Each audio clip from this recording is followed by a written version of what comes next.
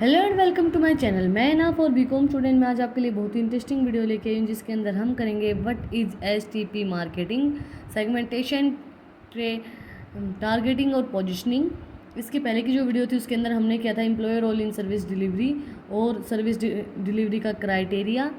और अगर आपने वो वीडियो नहीं देखी तो मैं आपको लिंक डिस्क्रिप्शन में डाल दूँगा, आप जाके चेक कर सकते हैं। और अगर आप चैनल पे नए हैं तो पहले चैनल को जाकर सब्सक्राइब करें और बेल आइकन प्रेस करें फॉर न्यू अपडेट। हम वीडियो को स्टार्ट करते हैं। ये है सर्विस मार्केटिंग यूनिट 4 के मेरे हैंडमेड नोट्स, क्योंकि सर्विस मार्केटिंग की बुक मार्केट के अंदर अवेलेबल नहीं होती है।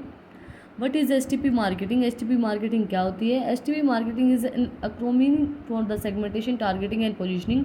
S T P full form क्या होती है? Segmentation, targeting and positioning. At their steps में model their examining your product or services as well as they have communicate their benefits to specific customer segmentation। ये अपने benefits को communicate करते हैं segmentations के बिहाफ के ऊपर। कुछ segmentation है जो मैं आपको आगे करवाऊंगी इसके अंदर, वीडियो के अंदर ही।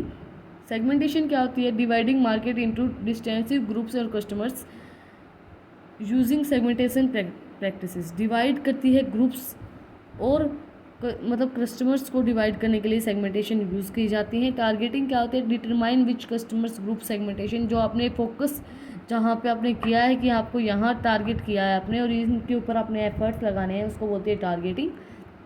पोजिशनिंग क्या होती है? Create product positioning and marketing mix that is most likely to apply to select audience. Positioning mix मतलब स्ट्रेटजीज़ को क्रिएट करें, मार्केटिंग मिक्स को अपनाएं तो अपने जो ऑडियंस है आपने जितनी सिलेक्ट किए उसको आप अचीव कर पाएंगे।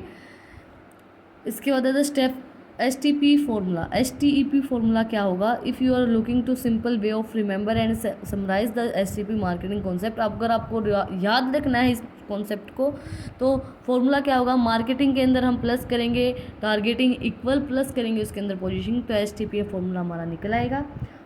और मैं आपको वीडियो से हटके एक चीज़ बताती हूँ। जब भी आप कोई भी एग्ज़ाम देते हैं, जो ये सर्विस मार्केटिंग है ये बी कॉम के अंदर 5th सेम के अंदर आता है, फोर्थ सेम के अंदर आता है। तो जो ये एस टी पी है, मतलब मान लीजिए उसने बोला, एक क्वेश्चन आया आपको, what is S T P marketing. S T P marketing क्या होती है? एक तो आपने लिख दिया सीधा सीधा S T P marketing segmentation targeting और पोजिशनिंग होता है, आपने पूरा पैराग्राफ बना दिया। अब टीचर का क्या होता है मूड? जो टीचर आपको एग्ज़ाम चेक करते हैं वो क्या सोचते हैं, इतना बड़ा पैराग्राफ कौन पढ़ेगा, ऊपर की आगे की वो 2 लाइनें पढ़ेगा, उसको कोई इंटरेस्ट नहीं होता उस चीज़ के अंदर, वो नीचे की 2 लाइनें पढ़ेगा, उसका मन करेगा तो वो नहीं पढ़ेगा।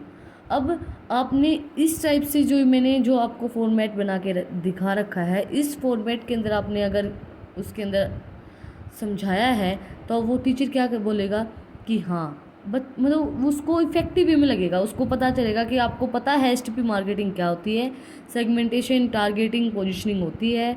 उसको आपने थोड़े से इजी वे में यहाँ लिखा हुआ है, उसका फॉर्मूला क्या होगा, आप इजीली उसको रिमेंबर किस चीज़ से रख सकते हो, तो ये पेज इफेक्टिव लगेगा। इन्हीं चीज़ों को मैं पैराग्राफ में लिख दूँ तो वो इफेक्टिव वे में नहीं लगेगी, टीचर उसको बिल्कुल भी नहीं पढ़ेगा। अब उसको टीचर को क्या पता चलेगा कि हाँ, बच्चे ने इतना हाईलाइट करके चीज़ें दिखा रखी हैं कि उसको आता है, उसको पता है, तो वो आराम से अपने पेपर को चेक करके आपको अच्छे मार्क्स देगा।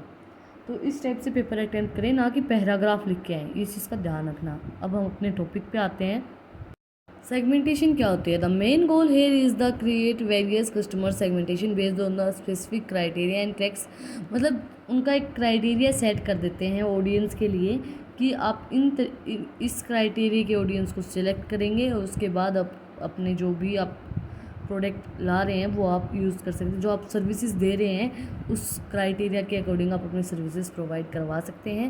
वो सेगमेंटेशन कौन सी सेगमेंटेशन इसके अंदर इंक्लूड की जाती है? सबसे पहले जोग्राफिक सेगमेंटेशन। जोग्राफिक के अंदर क्या इंक्लूड होंगी? उसकी रीज़न, उसका कास्ट, मतलब रीज़न, उसकी कंट्री कैसी है, वो सब चीज़ें हम देख के अपनी उस टाइप की हम सर्विसेज प्रोवाइड करवाएंगे।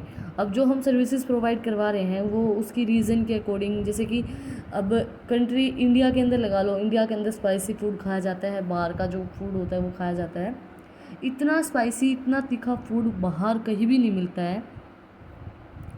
जैसे मतलब दिल्ली के अंदर तो फिर भी मिल जाता है, लेकिन जितना मतलब स्पाइसी चीज़ें इंडिया के अंदर खाई जाती हैं उतनी स्पाइसी चीज़ें मेरे अकॉर्डिंग तो बाहर कहीं भी नहीं खाई जाती हैं।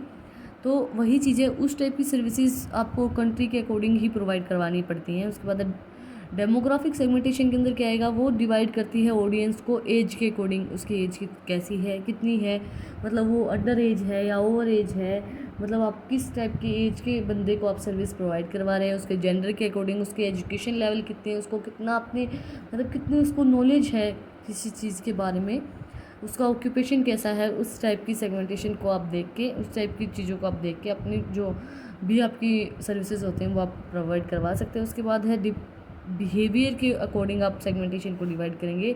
Dividing your audience based on the how the interact what your business, what they buy, how often they buy and what they browse etcetera, मतलब वो क्या बाय करना चाहते हैं, उसके बिहेवियर, उसका बाइंग बिहेवियर कैसा है, उस चीज़ को देख के आप उस टाइप के आप उसको सर्विसेज प्रोवाइड करवाओगे। उसके बाद फिजियोग्राफिक सेगमेंटेशन, उसके अंदर क्या होगा कि during your audience based on the how your potential customer, आपके पोटेंशियल कस्टमर कैसे हैं, इस लाइफस्टाइल कैसा है उनका, हॉबीज़ कैसी है उनकी, एक्टिविटी और ऑक्यूपेशन कैसा है उनका, वो सब चीज़ें उसके ऊपर डिपेंड करेंगी कि आप उनको किस टाइप की सर्विसेज प्रोवाइड करवा रहे हो।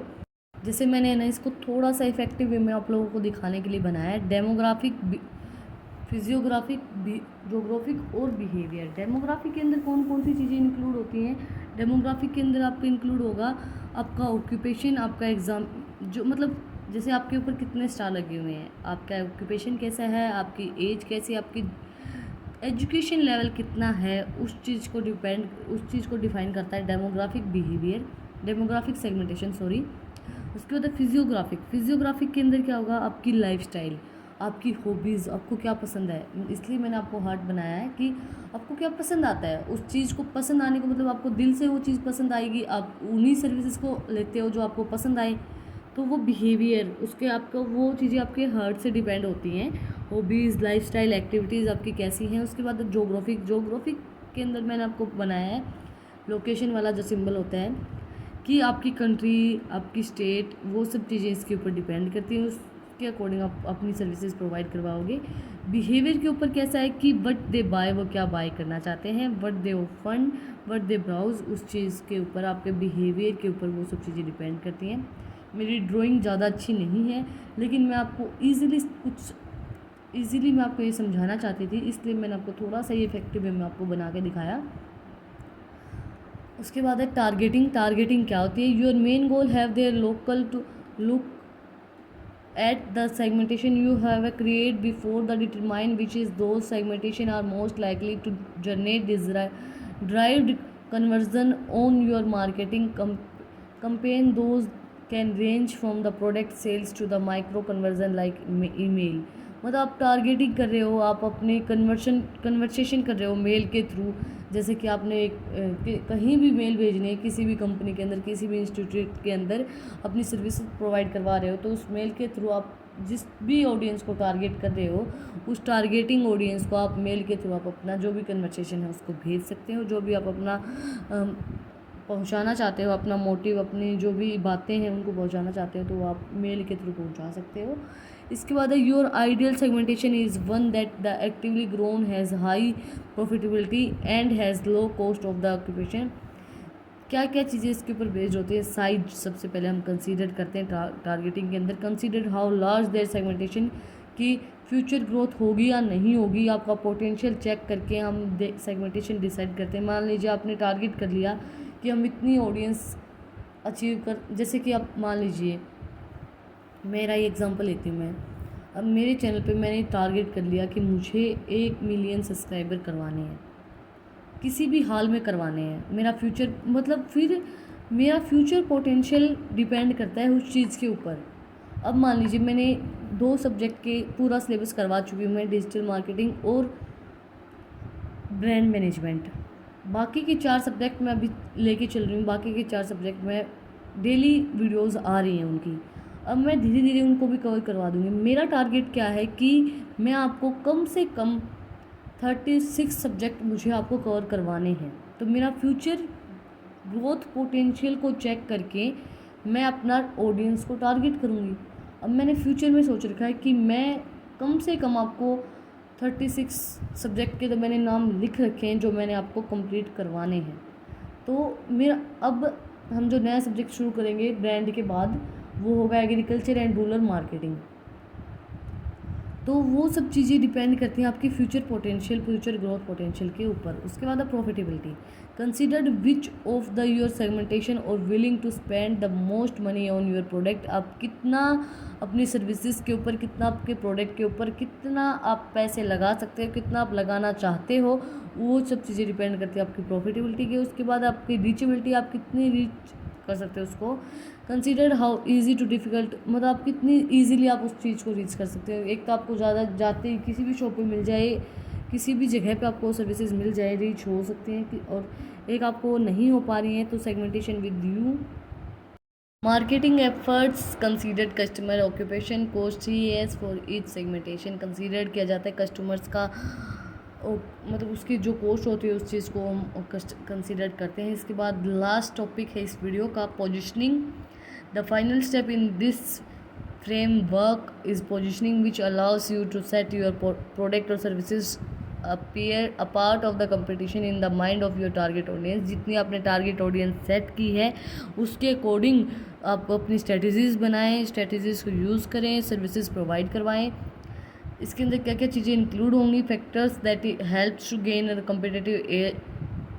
कम्पिटिटिव जो आपका है उसको अचीव करने के लिए कौन कौन से फैक्टर्स इंक्लूड किए जाएंगे। सबसे पहले सिंबॉलिक पोजीशनिंग। सिंबॉलिक पोजीशनिंग के अंदर क्या आएगी कि आपकी enhance the self image belongings to even ego of your customer. आपकी ईगो कितनी है, मतलब आपका एटीट्यूड, आपकी ईगो, वो सब चीज़ें डिपेंड करेंगी सिंबॉलिक पोजीशनिंग के अंदर।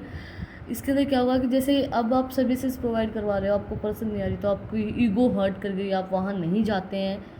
वैसे नहीं होना चाहिए ये सब चीज़ें, मुझे तो बहुत गलत लगती हैं। ईगो किसी के अंदर भी नहीं होनी चाहिए। हाँ, अपनी सेल्फ रिस्पेक्ट होनी चाहिए बट ईगो नहीं होनी चाहिए। सेल्फ इमेज होनी चाहिए अपनी, बट ईगो अच्छी चीज़ नहीं होती है। वो मेरी ओपिनियन है भाई, अपनी अपनी ओपिनियन होती है। वो कहते हैं ना, आपने देखा होगा तारक मेहता का उल्टा चश्मा, सब देखते हैं, तो उसमें एक भागा एक कैरेक्टर है, वो बोलता है जैसी जिसकी सोच। तो वही बात है, जैसी जिसकी सोच। Functional positioning, solve your customers problem and provide them to genuine benefits. आपकी जो भी कस्टमर्स की प्रॉब्लम्स हैं, जो कस्टमर्स फेस कर रहे हैं, आप जो सर्विस प्रोवाइड करवा रहे हैं उनके अकॉर्डिंग, तो उन जो प्रॉब्लम्स हैं उनको सॉल्व करें और उनको अच्छे से जो जेन्युइन बेनिफिट्स होते हैं वो उनको प्रोवाइड करवाए जाएँ।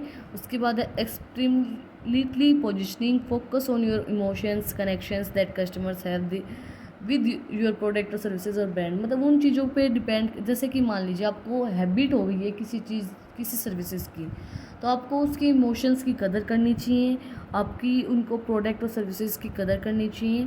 उस कस्टमर क्या चाहता है, आपसे कितना कनेक्ट है, उन सब चीज़ों की आपको कदर करनी चाहिए। ये नहीं आप कस्टमर को हर्ट करके भेज दें, आपको उन सब चीज़ों की उनकी सब चीज़ों की आपको कदर करनी चाहिए, ये लगा लीजिए। वैसे मेरा ये मानना है, मेरी फॉर माय ओपिनियन, आपको किसी चीज़ की हॉबी मतलब हैबिट नहीं होनी चाहिए। आपको किसी भी चीज़ का आदी नहीं होना चाहिए, किसी भी सर्विसेज का, क्योंकि क्या पता किस टाइम वो नहीं हो तो आपको बहुत हर्ट होता है, हर किसी को हर्ट होता है। तो आपको किसी भी चीज़ का आदी नहीं होना चाहिए, चाहे वो अच्छी चीज़ हो चाहे वो बुरी चीज़ हो, बट आपको उसकी हैबिट नहीं होनी चाहिए। That's my opinion. अगर आपको कोई ओपिनियन देनी हो तो आप कमेंट सेक्शन में ज़रूर दे सकते हैं।